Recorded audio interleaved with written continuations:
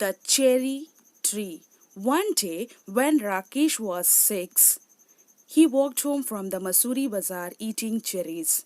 There were a little sweet, a little sour, small, bright red cherries, which had come all the way from Kashmir Valley. Here in the Himalayan foothills where Rakesh lived, there were not many fruit trees. The soil was stony, and the dry, cold wind stunned the growth of most plants. But on the more sheltered slopes, there were forests of oak and deodar. Rakesh lived with his grandfather on the outskirts of Mussoorie, just where the forest began. Grandfather was a retired forest ranger. He had a little cottage outside the town. Rakesh was on his way home from school when he bought the cherries. He paid 50 paisa for the bunch. It took him about half an hour to walk home, and by the time he reached the cottage, there were only 3 cherries left. Have a cherry, grandfather, he said, as soon as he saw his grandfather in the garden. Grandfather took one cherry, and Rakesh promptly ate the other two. He kept the last seed in his mouth for some time, rolling it round and round on his tongue until all the tang had gone. Then he placed the seed on the palm of his hand and studied it. Are cherry seeds lucky? Asked Rakesh. Of course. Then I will keep it. Nothing is lucky if you put it away. If you want luck, you must put it to some use. What can I do with the seed? Plant it. So Rakesh found a small spade and began to dig up a flower bed. Hey, not there, said grandfather. I have sown mustard in that bed. Plant it in that shady corner where it won't be disturbed. Rakesh went to a corner of the garden where the earth was soft and yielding. He did not have to dig. He pressed the seed into the soil with his thumb and it went right in. Then he had his lunch and ran off to play cricket with his friends and forgot all about the cherry seed. When it was winter in the hills, a cold wind blew down from the snows and went hoo hoo hoo in the deodar trees, and the garden was dry and bare. In the evening, grandfather and Rakesh sat over a charcoal fire, and grandfather told Rakesh stories about people who turned into animals, and ghosts who lived in trees, and beans that jumped and stones that wept. And in turn, Rakesh would read to him from the newspaper. Grandfather's eyesight being rather weak, Rakesh found the newspaper very dull, especially after the stories. But grandfather wanted all the news. They knew it was spring when the wild duck flew north again to Siberia. Early in the morning, when he got up to chop wood and light a fire, Rakesh saw the V shaped formation streaming northwards and heard the call of the birds clearly through the thin mountain air. One morning in the garden, he bent to pick up what he thought was a small twig and found it to his surprise that it was well rooted. He stared at it for a moment, then ran to fetch grandfather, calling, Dada, come and look. The cherry tree has come up. What cherry tree? Asked grandfather, who had forgotten about it. The seed we planted last year, look, it's come up. Rakesh went down on his haunches while grandfather bent almost double and peered down at the tiny tree. It was about 4 inches high. Yes, it's cherry tree, said grandfather. You should water it now and then. Rakesh ran indoors and came back with a bucket of water. Don't drown it, said grandfather. Rakesh gave it a sprinkling and circled it with pebbles.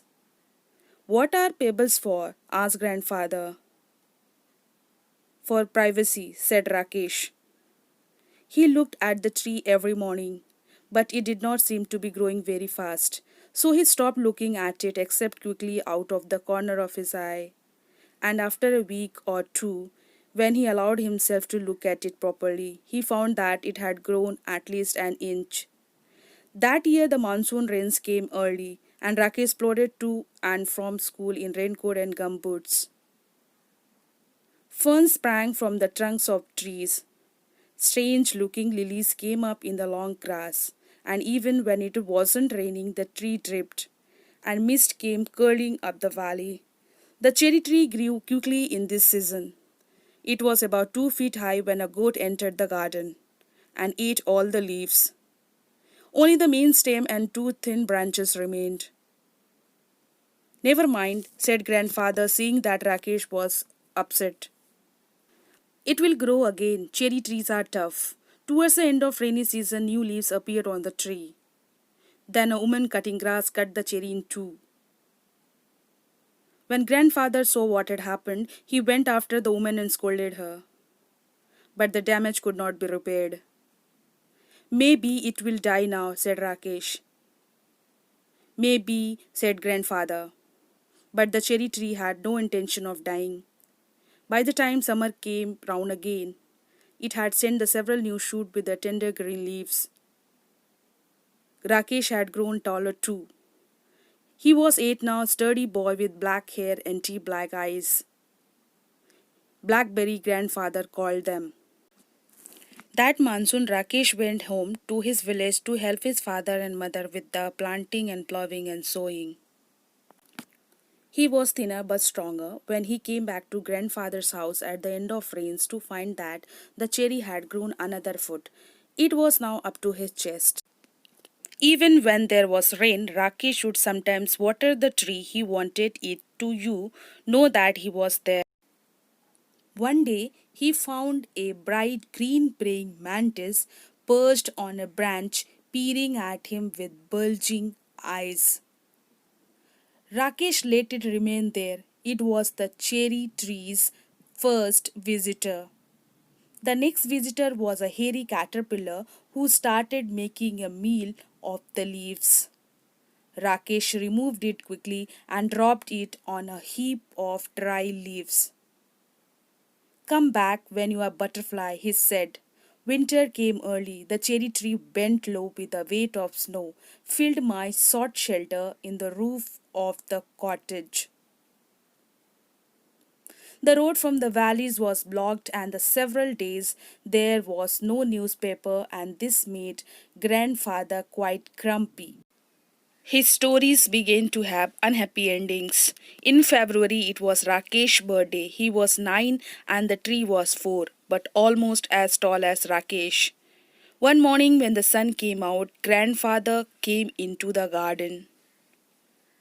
Let some warmth get into my bone, he said. He stopped in front of cherry tree, stared at it a few moments, and then called out, Rakesh, come and look. Come quickly before it falls. Rakesh and grandfather gazed at the tree as though it had performed a miracle. There was a pale pink blossom at the end of a branch.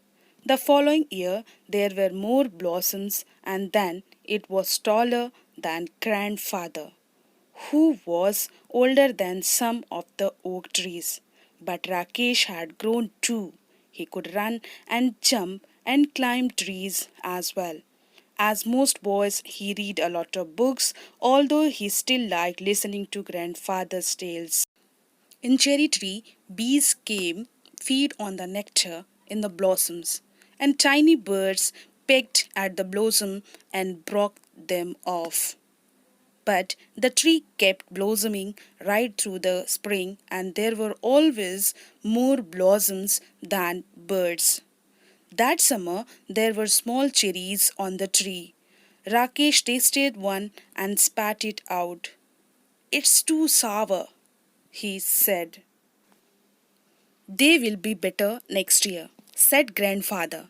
But the birds liked them, especially the bigger birds such as the bulbuls and scarlet minivets, and they flitted in and out of the foliage, feasting on the cherries. On a warm sunny afternoon, when even the bees looked sleepy, Rakesh was looking for grandfather without finding him any of his favorite places around the house. Then he looked out of the bedroom window and saw grandfather reclining on a cane chair under the cherry tree. There is just the right amount of shade here, said grandfather, and I like looking at the leaves.